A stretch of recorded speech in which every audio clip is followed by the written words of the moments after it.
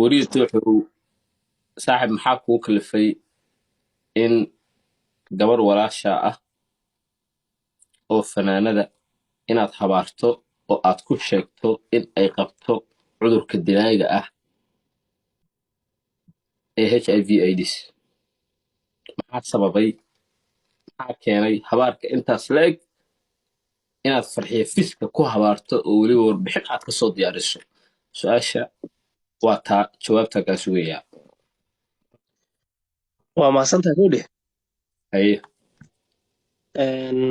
Horta markii la rabo in wax la diyaariyo ama wax la sheego waxa waaye la hubin lama sheego. haye Arrinta farxiyo fiska iyo saygeeda muddo aan isleeyahay hal bil aan ka yarayna warbixinteeda waxa waaye ku daba jirna ma garatay. sax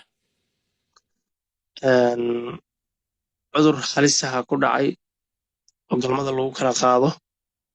oo waxa weeye halisahan laakiin ilaa hadda carabaab toos ah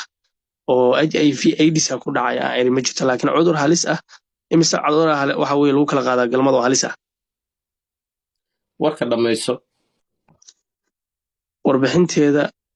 ehelkeeda dad ka mid ah oo la xiriirnay dadka asxaabta ay la tahay dhakhtarkii ay tageen intaasoo caddaynaan ku haya weliba xitaa cod dooban baa haya haddaad u baahatay xitaa waxa waaye aan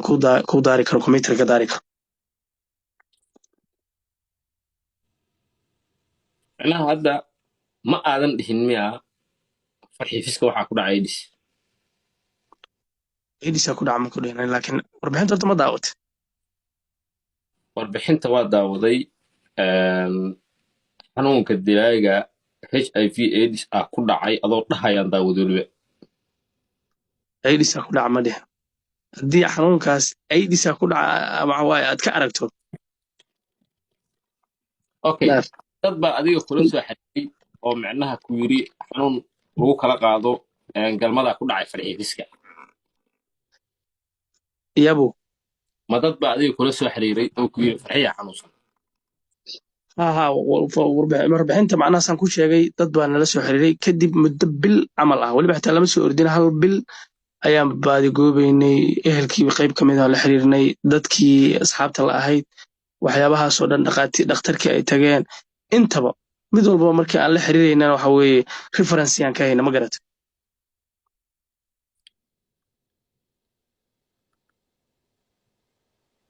waa maasanta waa ka jawaabtay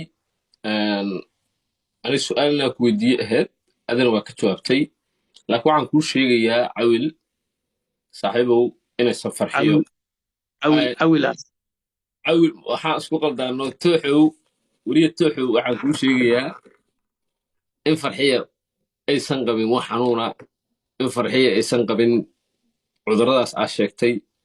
anaa kuu xaqiijiraya gabadhaas way guursatay ninay guursatay waana gabar iska masaakiina codkeeda ma haydaa laakiin waxaan kuu sheegaa mataqaanaa xanuunkaas laisku saadiyo maaha ama waxyaabaha noocaas oo kale ah adu waxaan ku weydiiyey laakiin adigu waa ka jawaabtay taas moogta hadda aniga war baan kuu wadaahay laakiin waxaan kuu sheegaa maadaama aad tiri dad baan la xiriiray waxbaan yeelay referensigeeda hayna adduunyadan brobagandada waa ku soo badatay laakiin gabadhaas ciji xataa xanuuni mee aan ogaa aniga aan kaa dhex galo waa walaashay waa iswacnaa waa isla hadalnaa waa iska warqabnaa aan kaa dhex galo haddii isbacdaan waa wax